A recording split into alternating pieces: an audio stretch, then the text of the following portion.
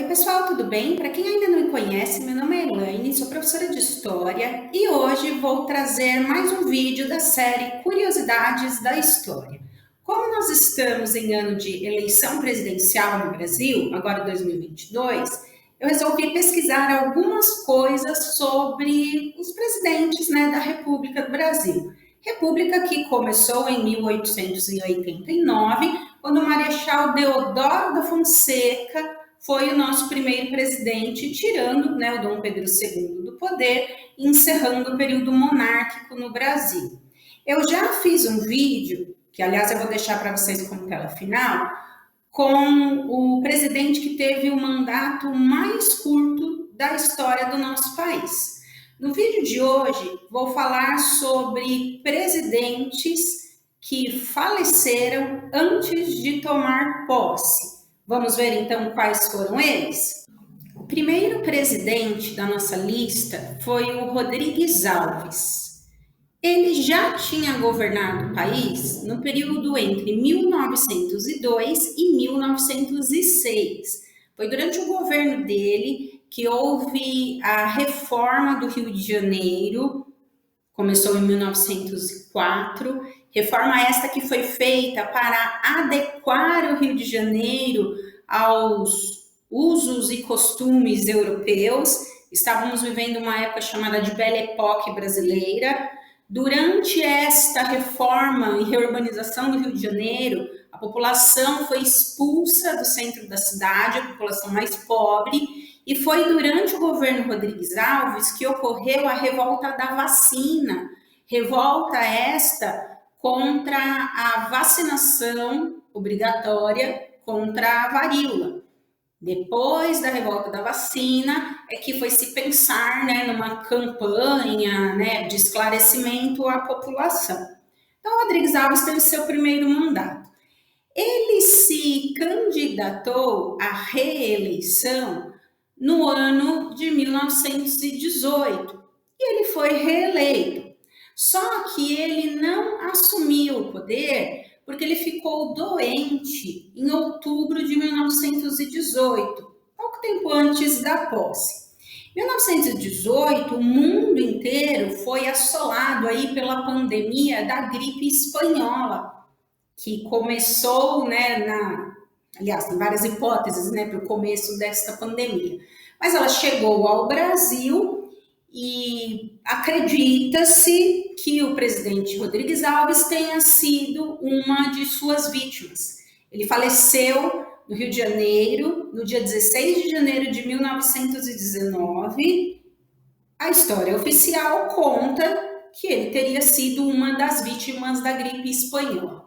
Mas estudos recentes, feitos por historiadores renomados, dizem que, na verdade, não dá para comprovar que o Rodrigues Alves tenha morrido de gripe espanhola, porque não existe registro de que ele tenha morrido dessa gripe.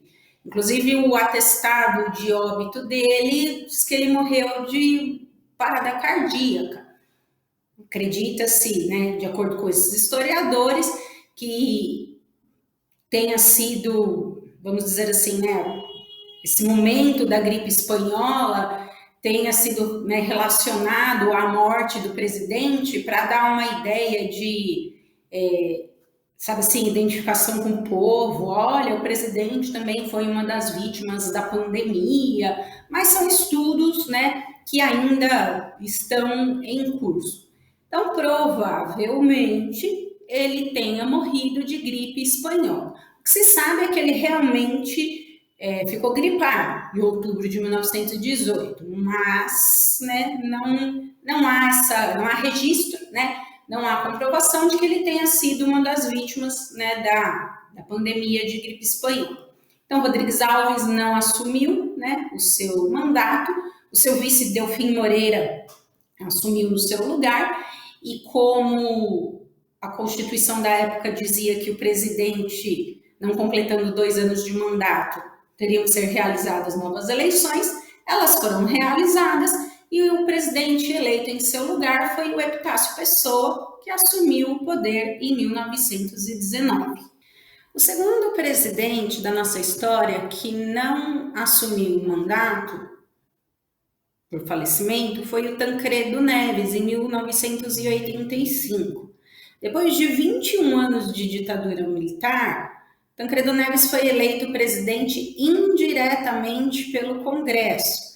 Então, ele que sucederia o general João Batista Figueiredo, foi o último presidente da ditadura militar. Mas aconteceu o seguinte: no dia 14 de março de 1985, um dia antes da sua posse, o Tancredo passou mal e foi levado às pressas para o hospital em Brasília e depois foi transferido para São Paulo. E aí, todos os dias, a população acompanhava com muita angústia o estado de saúde do presidente. Eu era pequena nessa época, mas lembro deste fato. Até que no dia 21 de abril de 1985, 21 de abril é dia de Tiradentes, o assessor de imprensa da Presidência da República fez um pronunciamento lamentando o falecimento do presidente Tancredo Neves. Tancredo é uma pessoa muito querida, fez sua carreira política em Minas Gerais e foi ministro do Trabalho na era Vargas. Ele foi o primeiro-ministro do João Goulart, na época em que foi adotado o parlamentarismo no Brasil, em 1961, depois da renúncia de Jânio Quadros, e era um herdeiro da tradição do populismo varguista. Sua morte comoveu o país, porque estávamos esperando aí pelo fim definitivo da ditadura militar, e ele representava aí a esperança da redemocratização do país, e na época se divulgou que o presidente morreu de diverticulite, que é uma inflamação no intestino. Essa foi a versão da época. Depois de algum tempo, aliás, de muito tempo, descobriu-se que o presidente, na verdade, ele tinha um tumor no intestino e ele passou por 7 cirurgias. E aí jornalistas e escritores que narraram esses acontecimentos foram atrás aí, da verdade, do caso Tancredo Neves, e a hipótese de erro médico, ela não pode ser descartada. Aliás, na primeira cirurgia que ele foi submetido em Brasília, teria ocorrido um erro médico, teria levado a uma hemorragia interna e agravado o estado de saúde do presidente. Então, Tancredo Neves acabou falecendo antes de tomar posse, e quem deu início ao processo de redemocratização do Brasil foi o seu vice, o José Sarney, um dos políticos mais identificados com a ditadura militar no Brasil, mas que prometeu manter o ministério que o Tancredo tinha montado e deu início aí ao processo de redemocratização. Tancredo Neves era avô do Aécio Neves, político aí que teve muito destaque na história recente do país pelo PSDB, que foi candidato à presidência do Brasil, sendo derrotado pela Dilma Rousseff.